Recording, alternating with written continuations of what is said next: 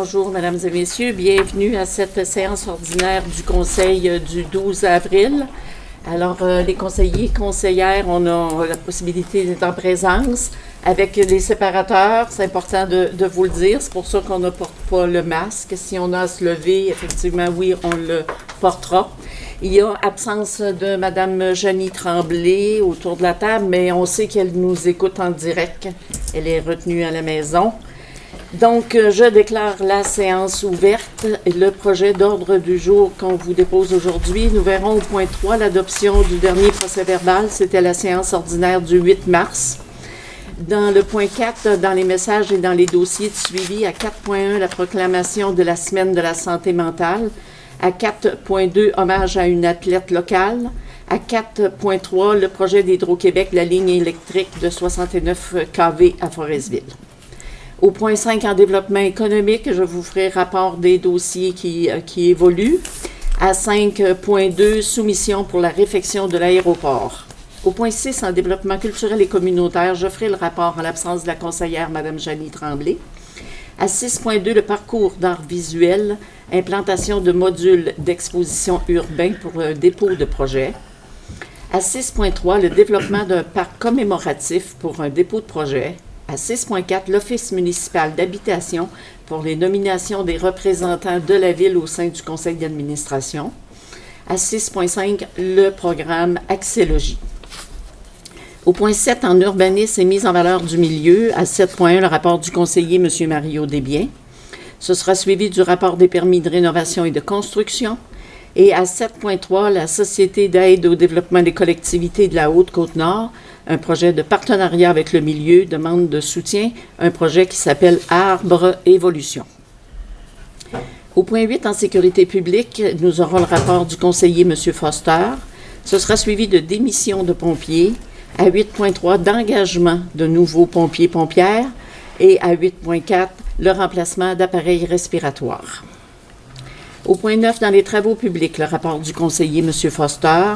Ce sera suivi à 9.2, une autorisation spécifique de circulation pour Hydro-Québec. À 9.3, soumission pour la construction d'un dôme à sel. Au point 10, en tourisme, le rapport de la conseillère Mme Lheureux.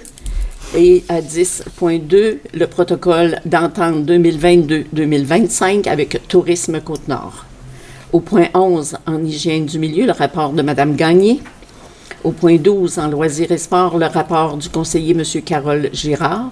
Ce sera suivi à 12.2 d'aménagement d'une surface de deck hockey et d'équipements sportifs pour déposer un projet. Dans le bloc administration, nous verrons comme d'habitude l'approbation et le paiement des comptes. Ce sera suivi du rapport financier mensuel. À 13.3, le rapport de la directrice générale sur les contrats qu'elle a accordés.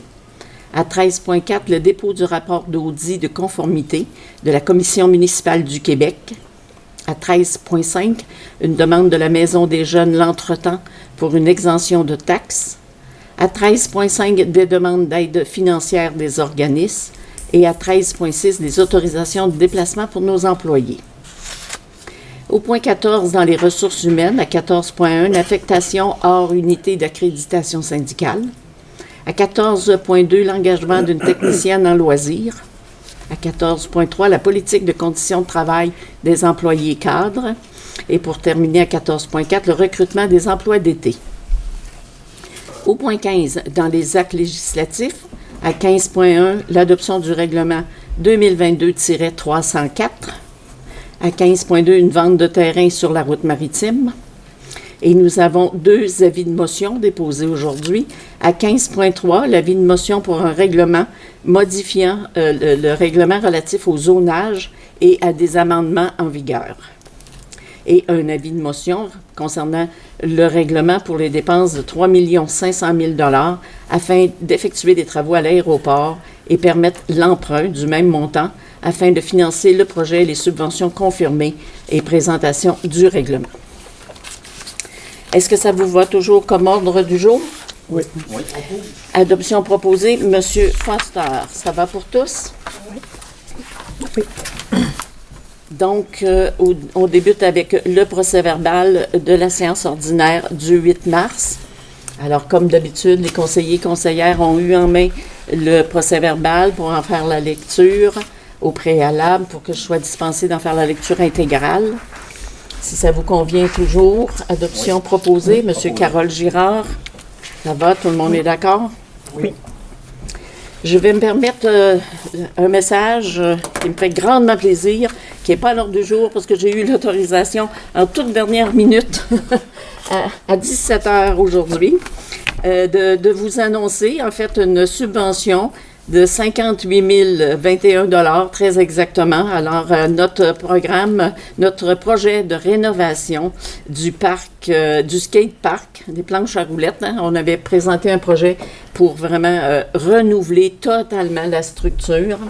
Et on était en attente, bien sûr, d'une réponse et surtout de pouvoir le dire, pour pouvoir véhiculer le message. Alors, on avait présenté dans le cadre du programme de soutien aux infrastructures sportives et récréatives de petite envergure, donc pour les petites municipalités. Ça représente 67 % de nos coûts. Alors, je pense qu'on est très heureux, tout le monde ensemble, de dire on voulait vraiment faire des projets cette année pour améliorer le parc, pour nos jeunes particulièrement. Alors, ça nous permet donc de lancer la commande de ce nouveau module qui sera disponible, on espère, dès que la température va être meilleure. Alors, c'est vraiment une bonne nouvelle, une aide financière de 67 %, c'est quand même important pour aller de l'avant. Voilà. Dans les messages, donc à 4.1, la proclamation de la semaine de la santé mentale. Alors, c'est la semaine du 2 au 8 mai prochain, qui est la semaine nationale de la santé mentale. On nous demande vraiment d'apporter notre voix pour que les citoyens soient sensibilisés à la santé mentale de nos populations. Alors, considérant que l'Association canadienne pour la santé mentale, membre du réseau qui initie l'événement depuis 71 ans, invite cette année chacun à prendre conscience de l'importance d'être empathiques les uns envers les autres. Considérant que nous avons tous une santé mentale dont il faut prendre soin et que celle-ci a été mise à l'épreuve à bien des égards pendant la pandémie. Considérant que les campagnes de promotion de la santé mentale visaient à améliorer la santé mentale de l'ensemble de la population du Québec. Considérant que les municipalités contribuent au bien-être de la population en mettant en place des environnements favorables à la vie de quartier. Considérant que la santé mentale est une responsabilité collective et que cette dernière doit être partagée par tous les acteurs de la société. Considérant qu'il est d'intérêt général que toutes les municipalités du Québec soutiennent la Semaine nationale de la santé mentale. Il y a donc résolution pour que la Ville de Forestville proclame la semaine du 2 au 8 mai, Semaine de la santé mentale, et invite les citoyens vraiment à faire partie de ce thème qui est l'empathie les uns envers les autres pour contribuer à transformer notre municipalité. Alors, déclaration officielle faite. Hommage à une athlète, on la nomme souvent, elle est vraiment une athlète de haut niveau et elle gagne vraiment beaucoup de médailles. Cette fois-ci, elle a gagné un prix, alors c'est Audrey-Anne Foster en patinage artistique. La Banque nationale a remis des bourses à des étudiants athlètes. Il y a 38 étudiants athlètes. Et Mme Foster, Audrey-Anne, a reçu donc une bourse de 2 000 $ sous la catégorie de son excellence académique. Alors, malgré tout l'entraînement qu'elle fait, les représentations qu'elle fait au niveau en tant qu'athlète, elle a maintenu une moyenne académique de 84 % à la session d'automne 2021. Alors, c'est digne de mention. Je pense qu'elle en inspire plusieurs jeunes du milieu. Et la Ville, en fait, se joint sa voix pour lui faire un message de vraiment sincères félicitations à Audrey-Anne et à sa famille. À 4.3, pour Hydro-Québec, alors, j'ai perdu mon document. Hydro-Québec est en remplacement de la ligne 69 kV en arrière de Forestville. On se rappellera que c'est la phase 2 du projet. La phase 1 était celle du côté de Portneuf jusqu'à Forestville qui s'est fait l'an dernier. Les travaux sont commencés pour celle de Forestville.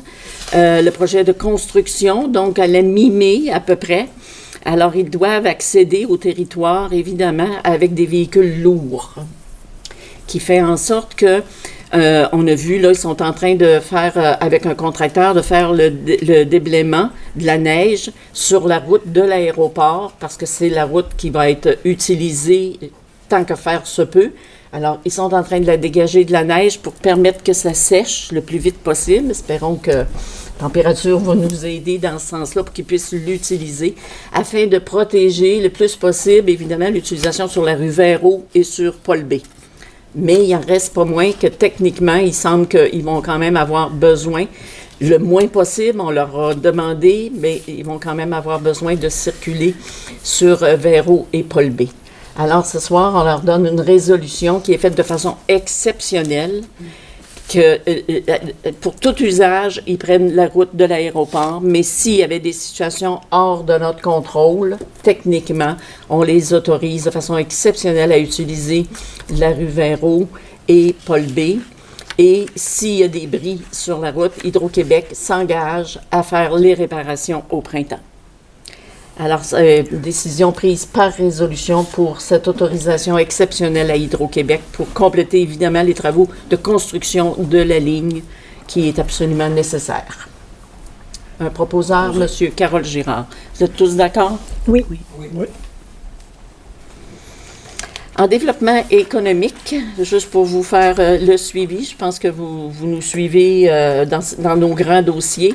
Bon, on va voir tantôt à 9.3, je l'ai dit tantôt dans l'ordre du jour, mais une résolution pour la construction du dôme à sel.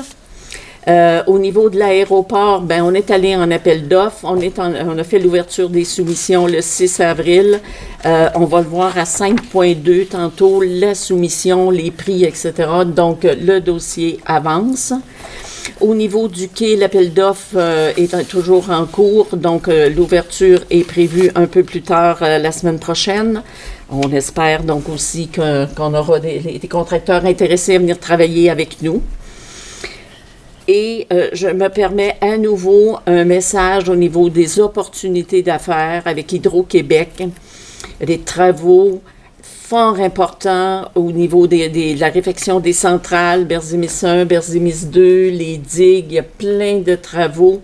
Je le dis encore à l'ensemble du milieu, des travailleurs, des entreprises, surveillez les appels d'offres d'Hydro-Québec, offrez vos services pour des biens, pour du travail. Hydro-Québec est en grande demande. Il y a énormément d'argent. On parle de millions qui sont investis pour la réfection de nos 2 centrales. Alors, c'est des opportunités d'affaires pour nos employés, pour nos travailleurs locaux, et l'ensemble même de la Côte-Nord, mais en fait, si le milieu peut profiter, maximiser les retombées économiques de ces grands travaux-là, mais tant mieux, notre milieu s'enrichit par la même occasion. Alors, je le redis, c'est présentement que les choses se déroulent. Ne manquez pas le bateau. Alors, c'était les grands dossiers. Je continue donc avec la soumission justement pour la réfection de l'aéroport avec résolution. Donc, le 6 avril dernier, à 10h05 exactement, Madame Dominique Tremblay, directrice générale, a procédé à l'ouverture des soumissions pour le projet de réfection de l'aéroport où j'étais présente, de même que Madame Lison Huard, notre greffière adjointe. Une seule soumission électronique a été reçue. Alors, il s'agit de l'entreprise EJD, donc Jacques Dufour Construction Incorporée, au montant de 3 86 331 et 66 sous exactement, taxes en su, bien sûr. Il est résolu d'accepter la seule soumission reçue conforme, donc c'est entreprise Jacques Dufour Construction Incorporée au montant de 3 86 331 et 66 sous, plus taxes applicables, selon les recommandations de la firme d'ingénierie WSP et sous réserve de l'approbation du financement supplémentaire par le ministère des Affaires municipales et de l'Habitation. Parce qu'effectivement, la soumission dépasse les coûts que nous avions donc estimés, qui avaient été estimés par les firmes d'ingénieurs. On sait que dans ce projet d'aéroport, c'est particulièrement de l'asphalte, qui est la grande dépense du projet. Alors, on comprend avec le prix de l'essence que le bitume suit avec la hausse, évidemment, des prix, des coûts. Alors, on va se réadresser au niveau du gouvernement pour tenter de faire rehausser la subvention, mais nous devons donc prévoir, on va le voir un peu plus tard, un emprunt qui soit à la hauteur de cette nouvelle donnée. Donc, soumission, proposeur pour l'acceptation, M. Mario Desbiens. Est-ce que tout le monde est d'accord? Oui. On va de l'avant. Au point 6, en développement culturel et communautaire, donc Mme Jeannie Tremblay, si elle avait été ici, elle vous aurait parlé de 2 sujets. Premièrement, le cocktail des bénévoles dans le cadre de l'action bénévole, la semaine de l'action bénévole, qui est du 24 au 30 avril prochain. La Ville tiendra 5 à 7 reconnaissances le mardi 26 avril à la salle Ginette B. Sirois du complexe Guy Ouellette. Un vin d'honneur, des bouchées seront servis et des bénévoles, donc par le biais de leurs organismes qui les ont mis en candidature. Donc, des bénévoles seront honorés. On se rappelle que la COVID a fait en sorte qu'on n'a pas pu faire cette activité annuelle auquel on accorde beaucoup d'importance. Alors, on n'a pas pu le faire, mais cette année, on peut se reprendre. Et c'est un moment important pour remercier, souligner les gens qui donnent de leur temps et des fois de leur argent et qui s'impliquent dans la communauté. Alors, ce sera le cocktail des bénévoles. Il était question aussi de la bibliothèque municipale, une invitation jeudi le 28 avril. La bibliothèque va accueillir M. Robert Bouchard, qui est un enseignant de Forestville, qui est maintenant à la retraite, mais qui a publié un livre qui s'appelle « Autres villages », qui sera avec nous, qui sera présent donc jeudi le 28 avril pour présenter son livre et faire évidemment rencontrer les lecteurs. Alors, suivez-nous sur le site de la Ville, on vous rappellera ses dates et ses heures. À 6.2, pour présenter un projet dans le parcours d'art visuel. Alors, on se rappelle qu'il y a déjà 2 ans qu'on travaille sur un parcours d'art visuel. Premièrement, ça a été au bureau d'accueil touristique avec une œuvre de Rosemary Galland. L'année dernière, ça a été la fresque murale sur le mur de Gagnon et Frères par l'implication de Linda Isabelle, mais on continue. Donc, résolution considérant que ce programme vise à embellir les municipalités de la Haute-Côte-Nord avec des œuvres publiques extérieures. Considérant que ce programme offre une participation financière pouvant atteindre 12 000 $. Considérant que le développement du parcours d'art visuel a des impacts complémentaires touchant l'embellissement du milieu, le développement culturel, la reconnaissance des artistes locaux et le développement de l'attractivité touristique locale.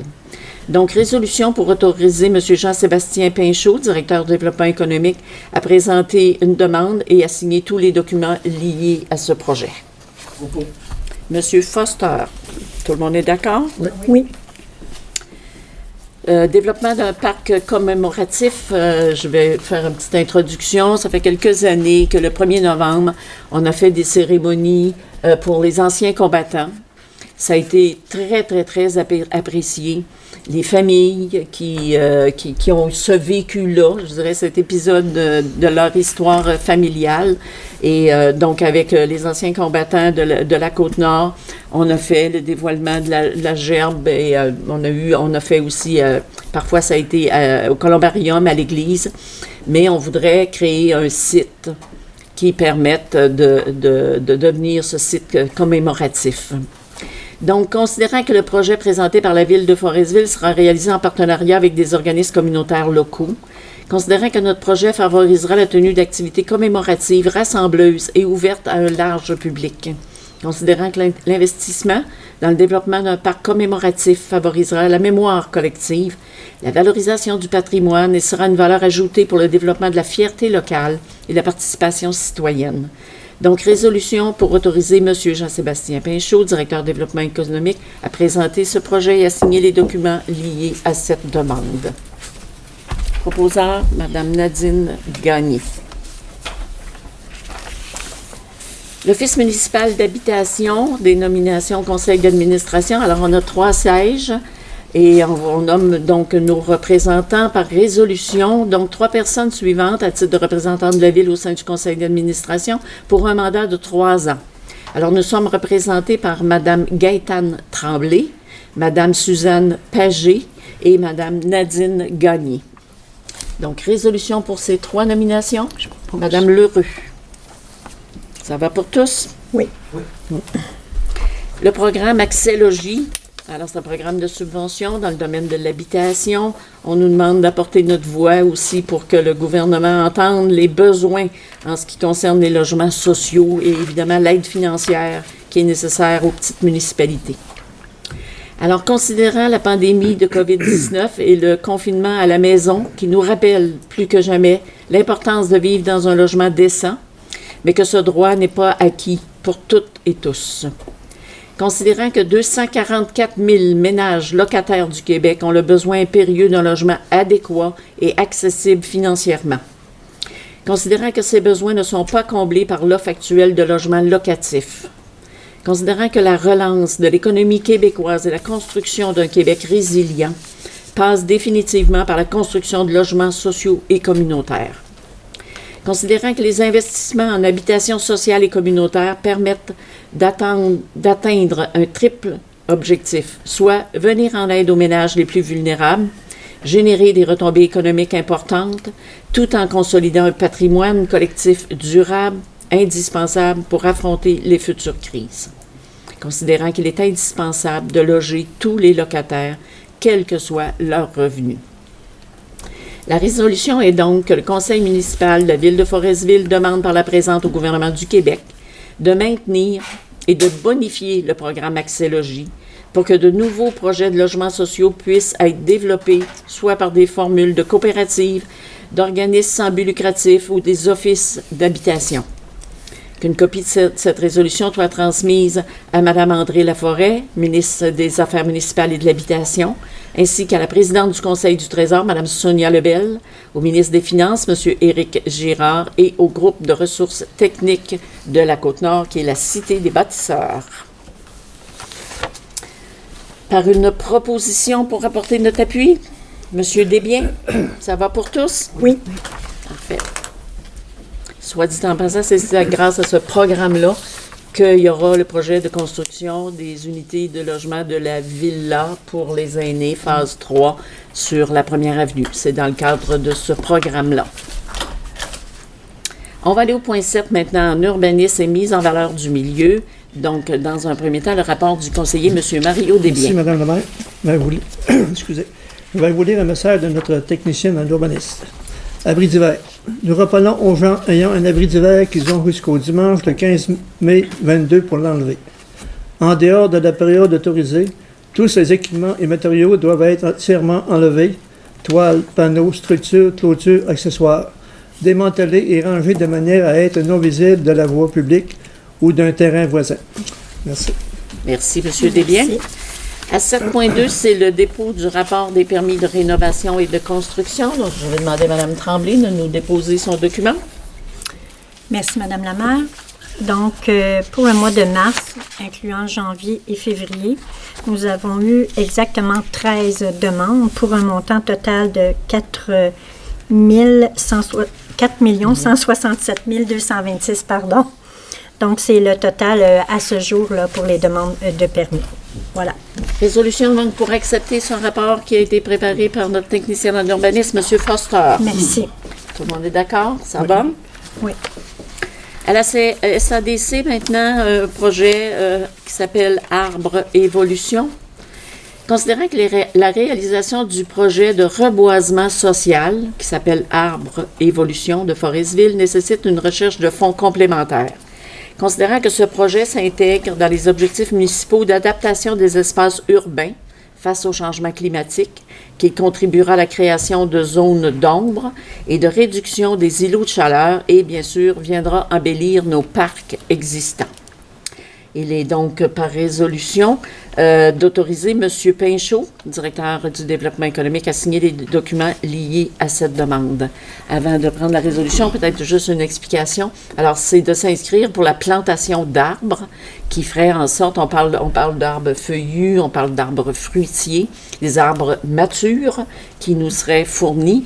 Alors, on a de beaux espaces dans nos parcs qui pourraient faire en sorte donc d'améliorer notre visuel et d'avoir vraiment belle phase d'embellissement.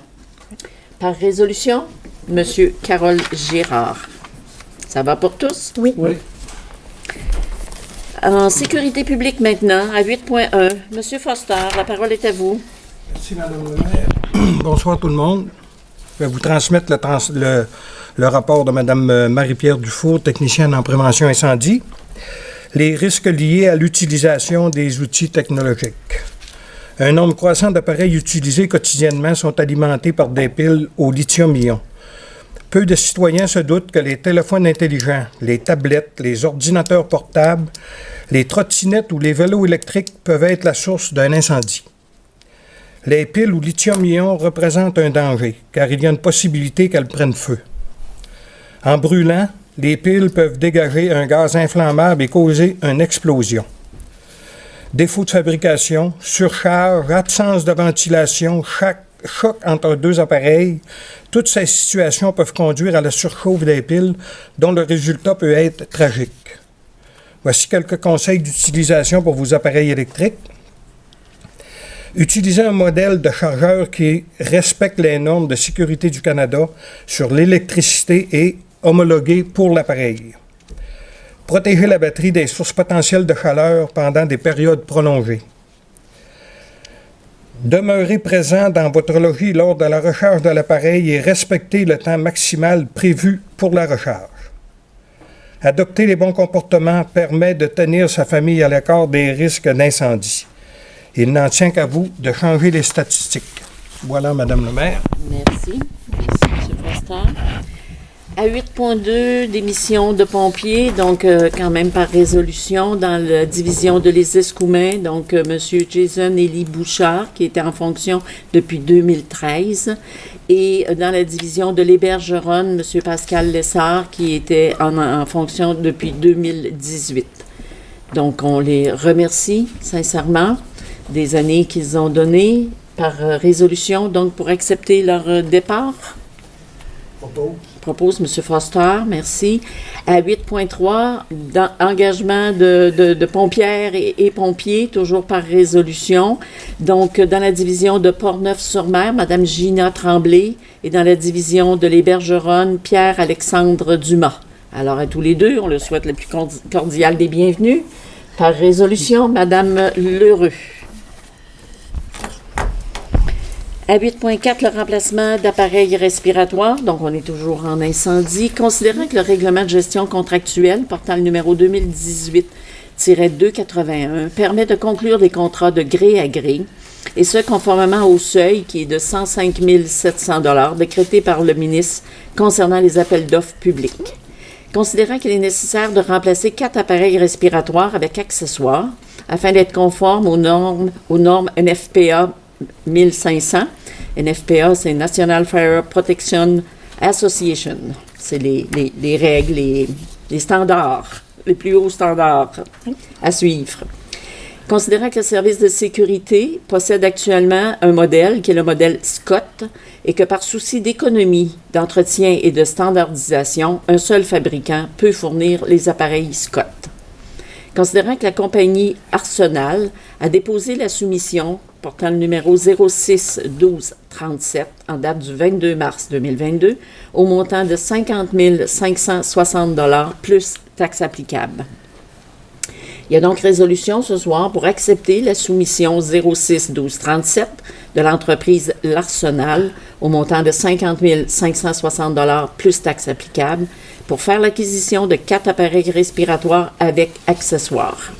Il est également résolu d'affecter l'achat au compte de l'entente intermunicipale à la ligne, bien sûr, revenus reportés. Donc, je pense que nos pompiers, pompières On se doit d'avoir des appareils respiratoires à la fine pointe. Il n'y a rien à négocier à ce niveau-là. C'est de les protéger quand on les appelle, quand on les envoie en intervention. On doit leur apporter toute la protection voulue. Alors, par résolution, Monsieur Carole Girard, merci. Au point 9, en travaux publics maintenant, donc je redonne la parole au conseiller, M. Foster. T'as pas le... Je vais prêter le mien. Ça va aller. Merci, Madame le maire. Opération nettoyage. Dès que la météo et l'accumulation de neige au sol le permettra, l'équipe des travaux publics débutera les opérations de nettoyage de la ville, ce qui se fait habituellement dans les premières semaines de mai. Afin d'éviter que le travail s'effectue plusieurs fois, nous demandons la collaboration de la population. Éviter de stationner les véhicules en bordure de rue. Interdiction d'envoyer la neige dans la rue pour la faire fondre. Cette neige contient du sable et du gravier. Il faudrait y retourner, puis c'est des coûts supplémentaires. Ça fait que quand on aura nettoyé la rue, on vous demande de garder votre neige sur vos terrains. Merci bien. Je pense qu'on a tous bien hâte de voir la rue au mois de mai. Même si ça a du sable, on est content de la voir. Merci beaucoup. Merci. À 9.2, c'était l'autorisation spécifique de circulation pour Hydro-Québec qu'on a fait précédemment. Je vais quand même en faire la lecture intégrale, même si la résolution est faite. C'était considérant les besoins d'accès routier d'Hydro-Québec dans la réalisation des travaux relatifs à la ligne 69 kV sur le territoire de Forestville, considérant la stratégie d'accès qui a été convenue entre Hydro-Québec et la ville, considérant l'engagement d'Hydro-Québec à l'effet de maximiser la circulation par la route de l'aéroport et la rue Guy-Ouellet, et ainsi de restreindre au maximum la circulation par la rue Véro et le rang Paul B, considérant l'assurance donnée par Hydro-Québec de remise en état des lieux s'il y a détérioration, considérant que la rue Véro et le rang Paul B demeurent nécessaires, mais utilisés uniquement sur de courtes distances. Okay? Alors, c'était l'autorisation de façon exceptionnelle pour ce projet-là. Donc, on avait les proposeurs tantôt. On a parlé du dôme à sel, alors on est rendu à l'étape de la soumission pour le réaliser cet été ou ce printemps. Le 4 avril, à 11h05, Mme Dominique Tremblay, directrice générale, a procédé à l'ouverture des soumissions pour le projet de construction d'un dôme à sel en ma présence, de même que M. Steve Gagnon, directeur des travaux publics, et Mme Lison Huard, greffière adjointe. Nous avons reçu 3 soumissions. Donc, les industries Arnois incorporées pour un montant de 185 515 $ plus taxes, c'est toujours plus taxes. Construction Fortin et l'Évêque incorporé de Bécomo pour 261 725 $ plus taxes. Et une entreprise du Four Construction sous le numéro 93 19 30 19 Québec incorporé pour 268 700 $, toujours plus taxes. Il est donc résolu d'accepter la plus basse soumission conforme, qui est celle donc de les industries Arnois incorporées au montant de 185 515 $ plus taxes, et ce, selon les recommandations de la firme d'ingénierie EMS. Madame Nadine Gagné en fait la proposition. Vous êtes tous d'accord? Oui.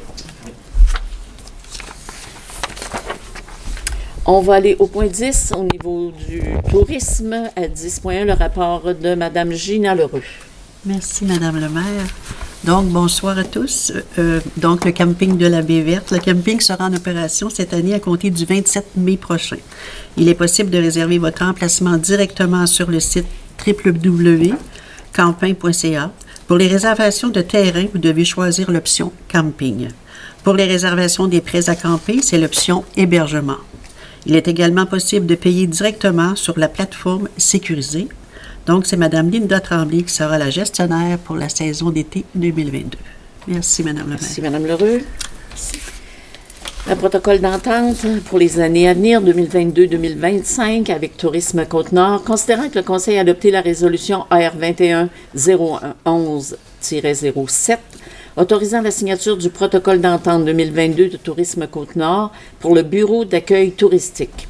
considérant que Tourisme Côte-Nord propose l'entente qui se prolonge de 2022 à 2025. Autorisation donc que M. Jean-Sébastien Pinchot signe ce protocole d'entente pour les années à venir. Par résolution, M. Desbiens. Alors, ce protocole-là, avec Tourisme Côte-Nord, émet dans le protocole les règles du réseau des bureaux d'accueil, les dépliants, les produits qui seront vendus, etc. Tout ça, toutes les règles de fonctionnement sont contenues dans ce protocole d'entente.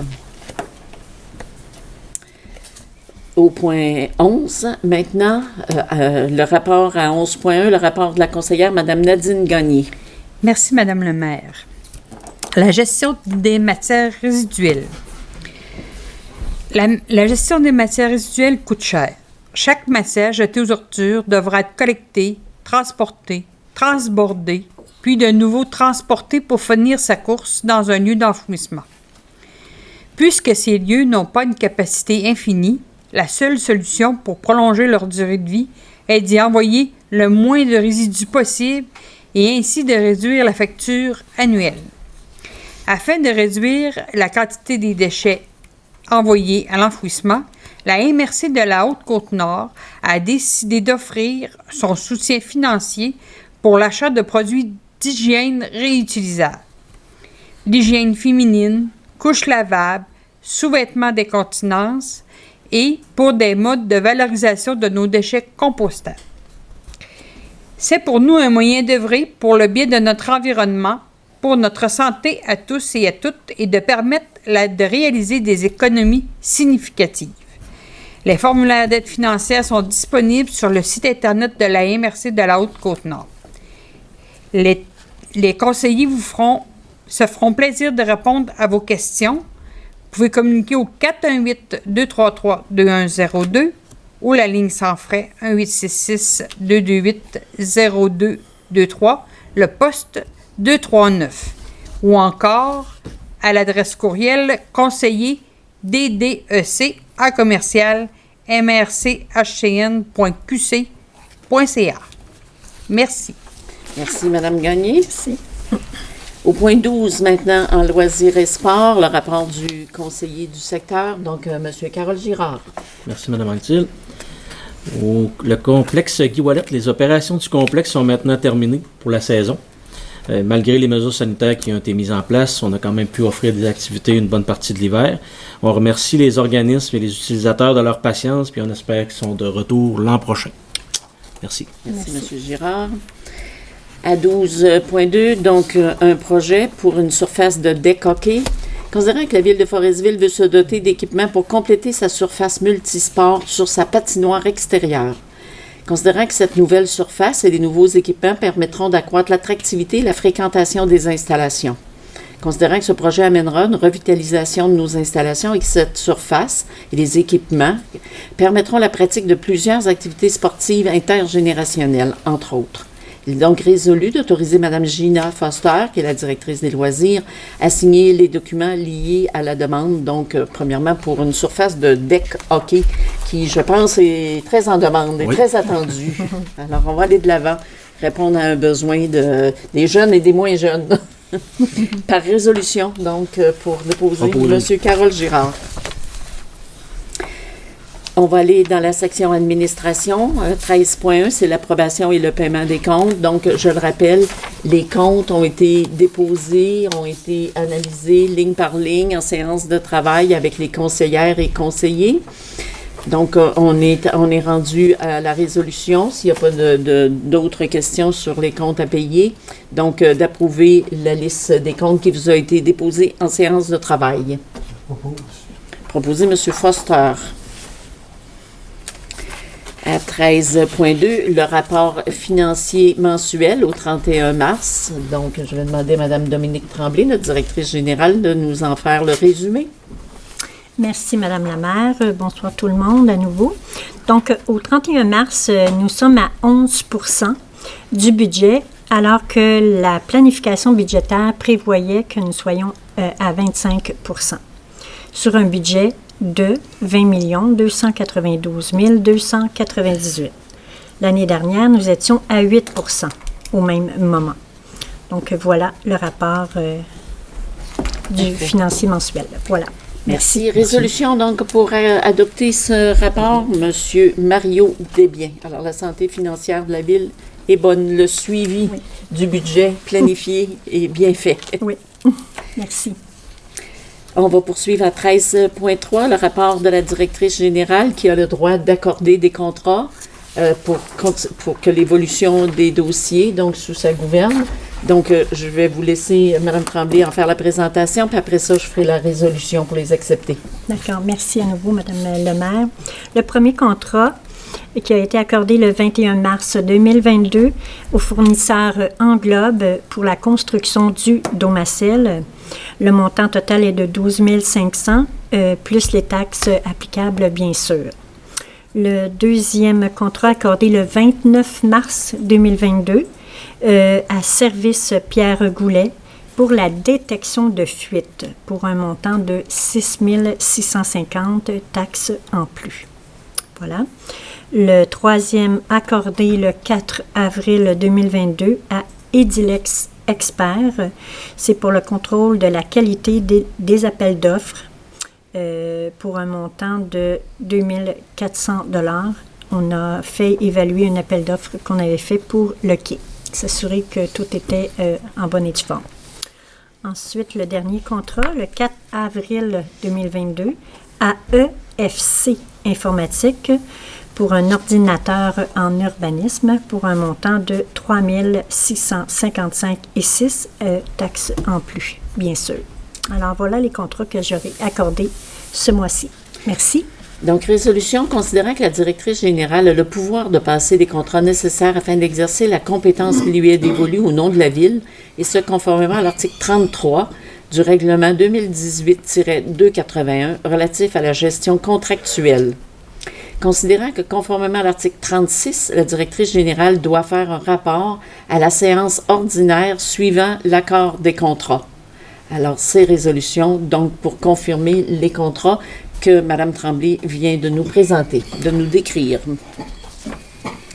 Proposition, Mme Lheureux. Ça va pour tous? Oui. Oui, merci. Dépôt du rapport d'audit de conformité de la Commission municipale du Québec. Il est donc résolution donc d'accepter le dépôt du rapport d'audit de conformité déposé par la Commission municipale du Québec portant sur le délai du dépôt des rapports financiers pour les années 2016 à 2020 transmis au ministère des Affaires municipales et de l'Habitation. Donc, en fait, on a eu un avis de non-conformité qui concernait les délais, la date de transmission dans les années 2016 et 2017, dans les délais. Il y a donc résolution à l'effet de confirmer à la commission municipale que la Ville respectera pour les années futures la date fixée pour le dépôt des rapports financiers au ministère des Affaires municipales et de l'Habitation. Résolution pour cet engagement, M. Girard. La Maison des Jeunes L'Entretemps, qui fait une demande de renouvellement pour exemption de taxes et sur lesquelles nous devons nous prononcer. Il est donc résolu d'informer la Commission municipale du Québec que la Ville de Forestville ne formule aucune opposition à la demande de reconnaissance pour fin d'exemption de taxes soumise par l'organisme La Maison des Jeunes L'Entretemps de Forestville, qui son bâtiment au 16 route 138 Ouest. Ça prend une résolution qui confirme la décision du Conseil. Monsieur Mario Desbiens. Ça va pour tous? Oui, merci. À 13.5, des organismes qui nous font des demandes financières. On en a plusieurs. On a le Centre d'action bénévole Le Nordais qui veut présenter une pièce de théâtre le 1er mai qui s'appelle « Passé date ». Et où on nous demande de la gratuité de la salle du Pavillon des Arts pour cette présentation-là. On a le Centre des femmes aussi qui nous demande une gratuité de la salle Ginette B. Sirois pour faire un 5 à 7 pour faire connaître les actions de la table locale de concertation en violence conjugale et agression à caractère sexuel.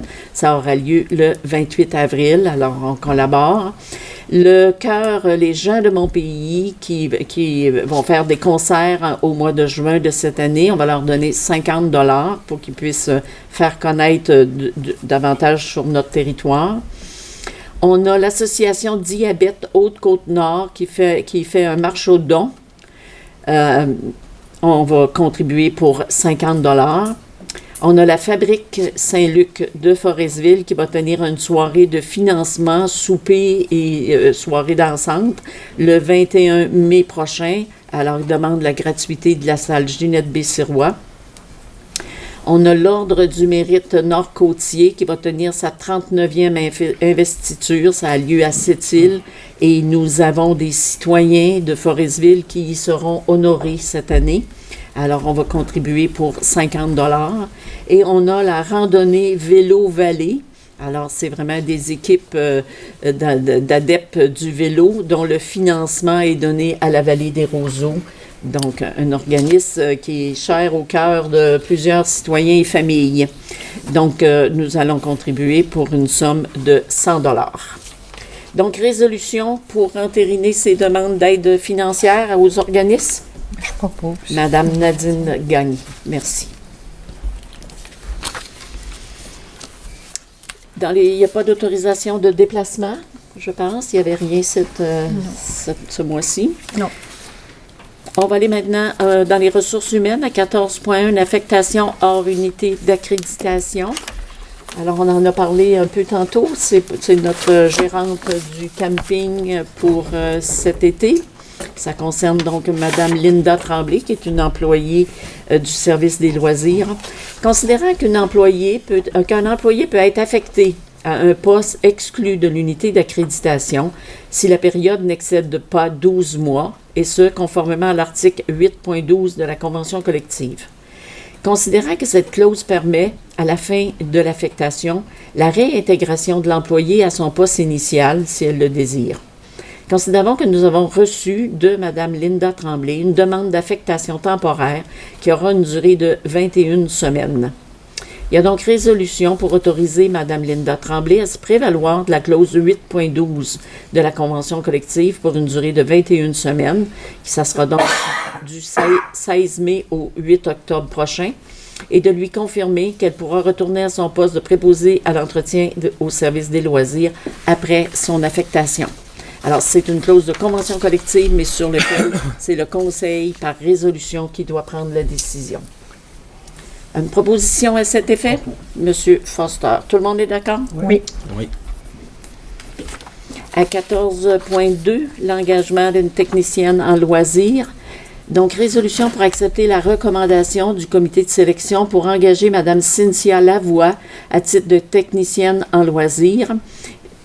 La résolution de plus ajoute, donc fixe le salaire à l'échelon 4 de la classe 6, selon la convention collective en vigueur, et la date de référence est le 28 mars 2022.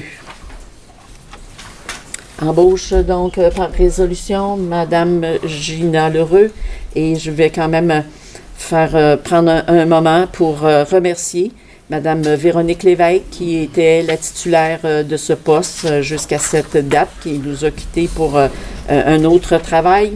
Je la remercie sincèrement du travail qu'elle a fait pour nous. 14.3, maintenant, la politique de conditions de travail des employés cadres. Par résolution, considérant que le Conseil municipal a déjà adopté le 8 juin 2021 une politique de conditions de travail des employés cadres, considérant que l'article 11.1, qui porte le titre « Quantum de vacances », s'applique à un nouvel employé de façon progressive et qu'il ne tient pas compte de l'expérience acquise chez un autre employeur. Considérant qu'il y a lieu de reconnaître l'expérience acquise par un employé cadre et que dans le contexte de la rareté de la main-d'œuvre et des difficultés de rétention des ressources humaines, considérant qu'il y a lieu de modifier l'article 11 de la politique afin de permettre à l'employeur plus de latitude dans l'application du quantum de vacances. Il est donc résolu d'ajouter l'alinéa suivant à la suite du tableau des vacances de l'article 11.01. Ça se lit comme suit. Lors de l'embauche d'un employé, l'employeur peut accorder à ce dernier un quantum de vacances supérieur à ce qui est prévu à l'article 11.01 pour un nouvel employé, si ce dernier détient de l'expérience pertinente ou encore si le contexte de la rareté de la main-d'œuvre le justifie. Alors, quand on embauche des employés qui ont travaillé ailleurs, qui ont des années d'expérience, évidemment, ils ne veulent pas. La demande est à l'effet de réévaluer leur quantum de vacances et de ne pas être considérés comme des employés, je dirais, débutants dans leur carrière professionnelle. Par un proposeur, M. Carole Girard. Ça va pour tout le monde? Oui. À 14.4, maintenant le recrutement pour les emplois d'été. Nous sommes en période de recrutement. Nous avons plusieurs postes, des animateurs de camp de jour, des moniteurs, des sauveteurs à la piscine, des agents de séjour au bureau d'accueil touristique. Alors vraiment, si vous êtes intéressé, premièrement, si vous voulez avoir plus d'informations, n'hésitez pas. Vous pouvez vous adresser à Mme Gina Foster, la directrice des loisirs. Et si vous êtes intéressé par ces postes, envoyez votre curriculum vitae. Gina Foster à commercial forestville.ca et la date est le 15 avril, donc avant le 15 avril, s'il vous plaît, pour qu'on puisse planifier évidemment la saison estivale. On va dans les actes législatifs maintenant, au point 15, donc à 15.1, l'adoption du règlement 2022-304. Donc, il y avait un avis de motion de ce règlement qui a été donné par la conseillère Mme Janie Tremblay lors de la séance ordinaire du 8 février 2022 et le règlement a alors été présenté. Considérant que conformément à l'article 356 de la loi des cités et villes, les membres du conseil déclarent qu'ils ont lu et je suis dispensée d'en faire la lecture intégrale, évidemment. Considérant qu'un avis annonçant l'adoption du règlement a été publié conformément à l'article 10 de la loi sur l'éthique et la déontologie en matière municipale, considérant que la loi exige d'ajouter une nouvelle règle sur la réception d'un nom ou un avantage quelconque par un employé, considérant que tous les employés ont reçu une copie du code d'éthique pour consultation. Donc, ce soir, résolution pour adopter le règlement 2022-304 relatif au code d'éthique et de déontologie des élus municipaux qui vient abroger le règlement 2012-259 et ses amendements. Alors, c'est une obligation que les élus, qu'il y ait des règles en ce qui concerne des dons ou des quelconques avantages qui pourraient nous être offerts. Résolution, proposition? Monsieur Foster? Je ne suis pas sûre d'avoir bien entendu. On a un paravent. OK. Tout le monde est d'accord? Oui, merci. Parfait, oui. Merci. À 15.2, une vente de terrain. Considérant l'offre d'achat reçue de l'entreprise 9288-3354 Québec Incorporé pour le lot portant le numéro 6 452 961 du cadastre du Québec. Il est résolu de vendre, selon l'offre d'achat reçue au numéro 9288-3354 Québec Inc., un terrain connu et désigné comme étant le lot 6 459 961 du cadastre du Québec, sans bâtisse, d'une superficie de 142,7 mètres carrés, au prix de 1,61 $ du mètre carré, donc pour un montant de 229,75 $, plus taxes. Un chèque au montant de 22,97 $ a été déposé lors de la signature de l'offre d'achat et sera imputé sur le montant total lors de la signature de l'acte notarié. La résolution est aussi à l'effet de m'autoriser, de même que Mme la directrice générale, a signé l'acte de vente et tous les documents nécessaires afin de conclure cette transaction. Alors, c'est une petite bande de terrain. Le prix est en conséquence. On voit la grandeur aussi, là, 142 mètres carrés. Résolution, Mme Nadine Gagné. À 15.3 et 15.3, 15.4, ce sera des avis de motion. Donc, à 15.3, premièrement, concernant le règlement de zonage et certains amendements en urbanisme. Donc, aujourd'hui, on donne un avis de motion pour un règlement qui va venir modifier le règlement 2009-236 et ses amendements relatifs au zonage. Le règlement aura pour effet de modifier, davantage les dispositions relatives aux piscines résidentielles afin de se conformer à la nouvelle réglementation provinciale.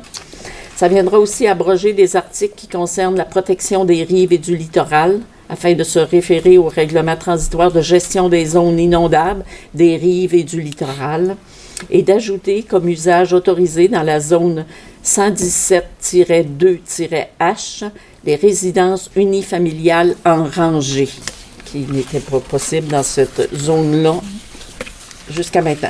Alors aujourd'hui, c'est juste l'avis de motion. Le règlement est en analyse, en lecture, pour l'adoption à la prochaine assemblée le mois prochain. Quelqu'un donne l'avis de motion pour qu'on le dépose? Madame Lheureux.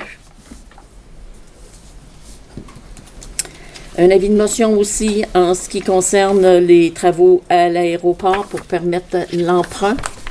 Donc, c'est l'avis de motion pour que le règlement soit adopté à une séance subséquente. Donc, un règlement modifiant le règlement 2021-298, décrétant une dépense de 3 500 000 $ afin d'effectuer des travaux à l'aéroport, de permettre l'emprunt de 3 500 000 $ afin de financer le projet, et les subventions confirmées seront donc en la suite du règlement. Le règlement aura pour effet de modifier les dépenses et l'emprunt afin de pourvoir aux coûts excédentaires constatés lors de l'ouverture de la soumission. Alors, on donne l'avis de motion pour changer le règlement. Si les subventions sont obtenues en cours de route, bien, elles sont appuyées sur le règlement d'emprunt et diminuent la somme par la force des choses. Avis de motion, donc, de M. Foster. Merci. C'était donc le projet d'ordre du jour ce soir. On arrive à la période de questions des citoyens. Pas de questions?